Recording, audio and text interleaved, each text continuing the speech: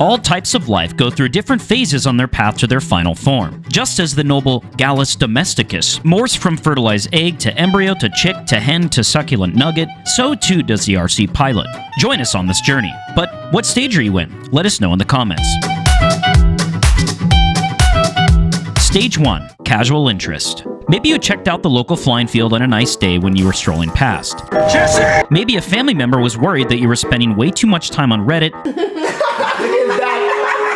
and bought you a mini Aero Scout or one of those god-awful things from Amazon in an effort to make you touch grass. Perhaps your 5th FPV quadcopter build burst into flames, or you got sick of looking through a little screen strapped to your face on a nice day. Or maybe you stumbled on Flight Test, Peter Skripal, or some other YouTube rockstar and decided that RC was your new Everest. We all started somewhere, and often these places are quite varied. Stage 2. Any landing you can walk away from. You now have dived into the hobby, and you've got an airplane and equipment to the point of flying, even if your skills aren't quite there yet. When you're at this stage, it doesn't matter how many pieces the plane comes home in, it matters if it comes home at all. Whether it be a tree that took you out, a fence, or a friend who doesn't know better turning your radio off. Hey, let me check your failsafe. Okay.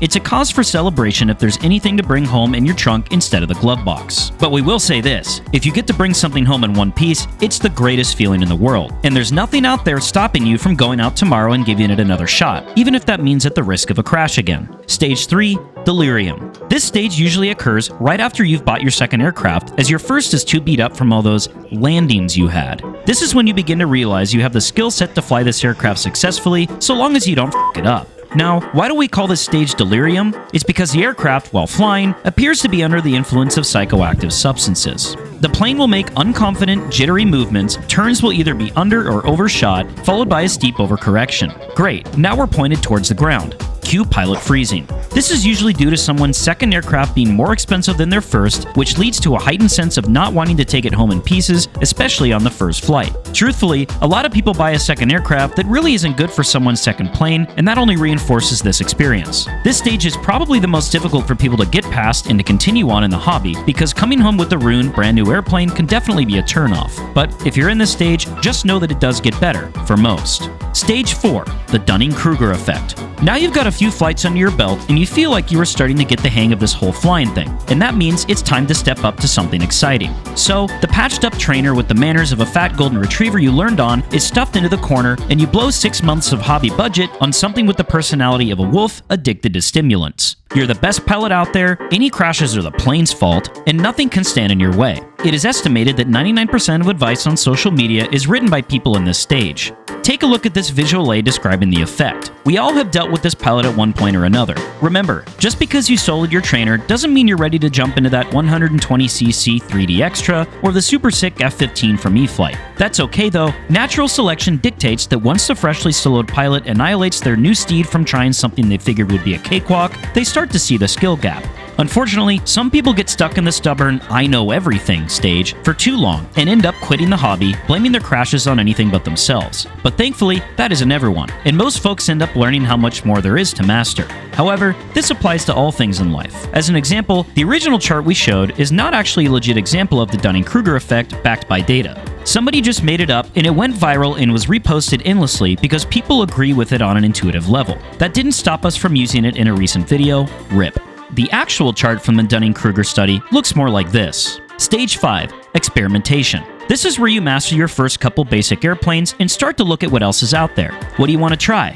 3D, precision, bush flying, scale, FPV, sailplanes, scratch builds, weird scratch builds, DIY contraptions made from Home Depot materials, pylon racing, helicopters, autogyros, blimps.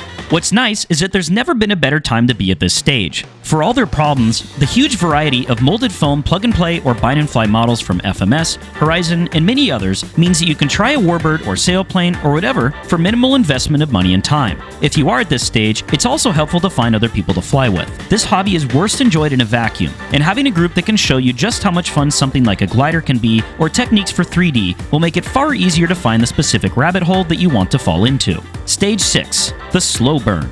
This is the stage of the hobby that is the most rewarding. You've figured out what you like, you have the skills to do it, and you hopefully have met some friends that make it even more fun. You've got a couple of favorite spots to fly, and usually leave the field in a far better mood than when you got there. It's a great feeling to see your skills develop over years of enjoying the hobby, both in piloting as well as aircraft selection, setup, and building.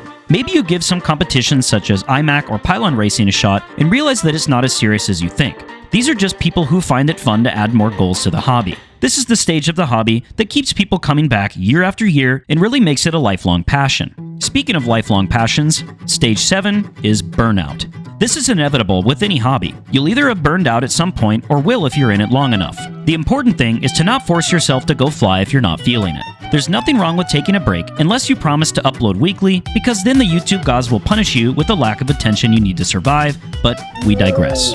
Another good alternative here when you're feeling burnout is to reset to Stage 5 and explore a facet of the hobby you haven't tried yet. Tired of crashing bush planes? Give FPV a shot. Tired of 3D? Give 4D a shot. Tired of flying in a circle? You deserve to be bored. Stage 8, InGame. This is the stage that will last the longest and is essentially proof that you're in it for the long run. This is when you realize that brand wars are pointless, whether someone flies with a gyro or not doesn't matter, and if someone's having fun, let it be. This is the final, galaxy-brained form of the RC pilot, a Zen master who doesn't get mad, they get good. The delicious, crispy nugget to the Stage 1 unfertilized egg. RC is a deep, challenging hobby, and that's what keeps it interesting. Few pastimes have as many lifelong devotees as this one, and it's important to remember that we all experience it a little bit differently and are at different points in our journey.